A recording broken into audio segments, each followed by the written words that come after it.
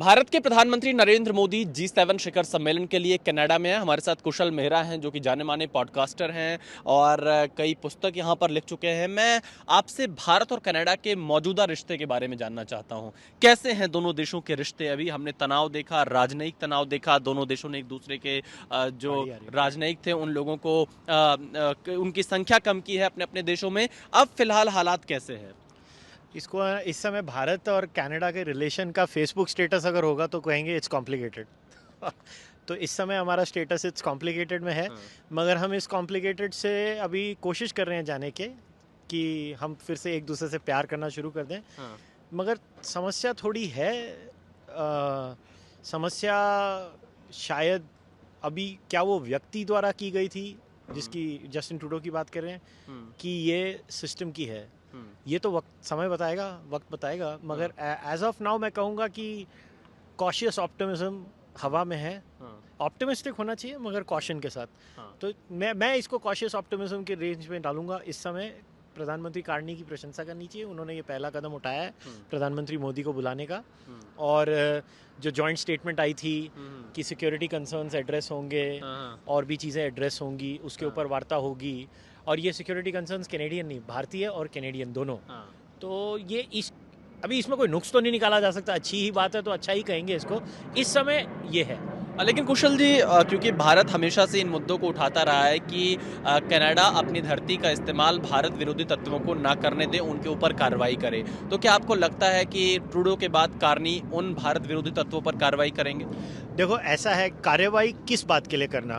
अभी हर देश का अपना कानून प्रणाली होती है। जैसे आप धर्म की ऊपर टिक्का टिप्पणी और भद्दा मजाक कर सकते हो कनाडा में, भारत में नहीं कर सकते। क्यों? हमारे पास 295A का लॉ है। मैं जस्ट उदाहरण के तौर पे बता रहा हूँ। तो हर देश की सेंसिबिलिटी अलग होती है। अब कनाडा में क्वेबेक में भी रहते हैं सेपरेटिस्ट, ओपनली सेपरेटिज्म की बात करते हैं। तो अगर भारत कनाडा के पास जाके ये कहेगा कि तुम खालिस्तान की बात ही ना करने दो, तो कनाडा मना कर देगा। आई थिंक भारत को ये कहना चाहिए कि खालिस्तान सिर्फ एक सेपरेटिस्ट मूवमेंट नहीं है, ये एक क्रिमिनल नेटवर्क है जिसके अंदर ड्रग पेडलिंग होती है, जिसके अंदर किडनैपिंग्स होती हैं, जिसके अंदर एक्सटॉर्शन कॉल्स होती हैं, जिसके अंदर ह्यूमन ट्रैफिकिंग होती है, सेक्सुअल स्लेवरी होती है, और जितने भी आप व्यसन की बात कर सकते हैं वो सब चीज़ें इसके अंदर हो रही है। और अगर ऐसे प्रस्तुत किया जाएगा तो डेफिनेटली कनाडा के अगेंस्ट हम ये कर सकते हैं बात। मेरा ये कहना है कि कनाडा और कनाडा का पॉलिटिकल सिस्टम समझना बहुत आवश्यक होता है। ये बड़ा लीडर ड्रिवन है। हार्पर थे, हार्पर के समय कितने अच्छे रिश्ते थे। फिर जस्टिन ट्रूडो आए और जगमीत सिंह बाद में सोने पे सुहागा में सेकंड टर्म में आ गए तो सत्यानाश हो गया। अब फिर से कार्नी आए। कार्नी, आप नोट करो, कार्नी के जितने भी कैंपेन है, आप अगर उनकी कैंपेन की तस्वीरें देखोगे, एक जगह आपको खालिस्तानी इंसिग्निया नहीं मिलेगा, एक जगह नहीं मिलेगा। तो ये यहाँ पे कैसा होता है कनाडा में कि आपका जो लीडर डिसाइड करता है ना, वो पार्टी की विप हो जाती है फिर, and everything follows from there. तो ट्रूडो ने ऐसा क्या किया कि भारत के साथ रिश्ते खराब कर लिए?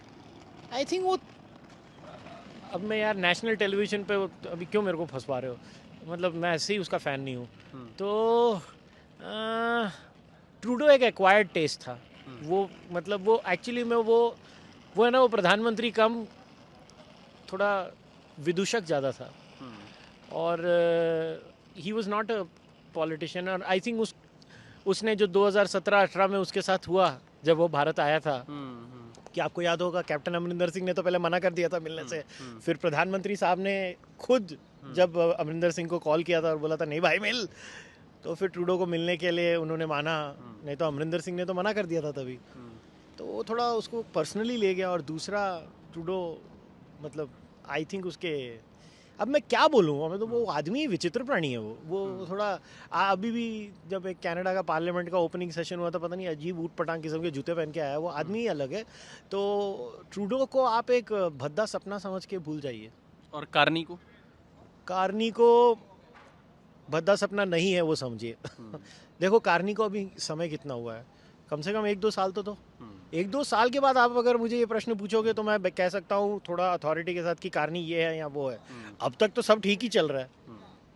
तो देखिए यहाँ पर जो एक्सपर्ट हैं, क्योंकि लगातार नज़र बनाए रखते हैं भारत कनाडा के संबंधों पर, इनका कहना है कि ट्रूडो का जो दौर था वो एक भद्दा सपना था, लेकिन कार्नी एक नई शुरुआत कर रहे हैं, भारत के प्रधानमंत्री को इनवाइट किया है, इन्हें मौका मिलना चाहिए। अब देखना ये होगा कि भारत और कनाडा के जो रिश्ते हैं वो किस तरह से आगे बढ़ते हैं, लेकिन एक्सपर्ट का मानना है कि बहुत सावधानी के साथ आगे बढ़ना चाहिए।